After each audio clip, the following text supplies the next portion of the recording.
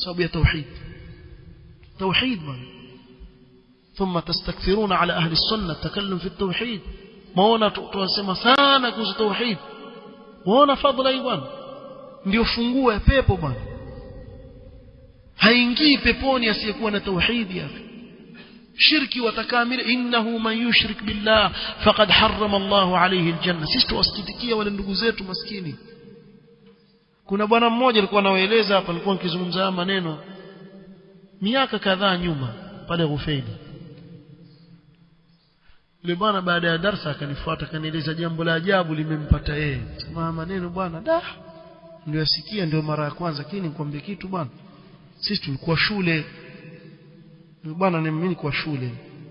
Tulipofika darasa la 8 mtu mzima asema tukaambiwa nyinyi watoto wetu wa Kiislamu mwafeli. Kwa nini? Kwa sababu mwaacha mambo ya babu zenu. Msikia? Si mambo ya Allah na mtume wake, ya babu zenu. Mambo ya babu zetu yapi?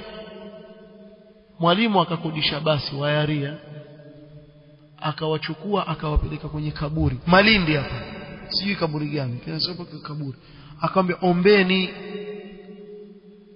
imma kupitia imma kumwomba maiti, Allahu aalam, sikumbuka nieleza kitu kama hicho. Ombeni. Asema mimi sijawahi kuomba na khushuu katika swala yenyewe kama nilivyoomba hapo. Angalia shetani. Wakaomba. Asema alhamdulillah tukafeli sote. Wallahi si mimi, yeye mwenyewe asema tukafeli sote. Hata wale walikuwa kifaulu pia wakafeli. Wewe waonaje wangepita? Mimi nasema hili kwa ni khairun lahu. Waonaje hawa watu wote hawa wangepita katika mtihani? Wangesema nini? Kumbe ile sawa ile. Mpaka tumpita kwenye mtihani. Lakini Allah alikuwa yuwatakia khairi. Walivofeli wakajua ile blanda ile kitu hakuna ile. Tumejaza tu sisi wenyewe tukoje kutafutilia balaa.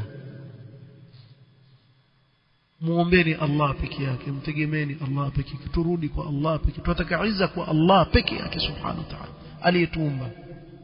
Mambo yote yatanyooka. Subhanakallahumma wa bihamdika ashhadu an la ilaha illa anta astaghfiruka wa atubu ilaik. Barakallahu fik.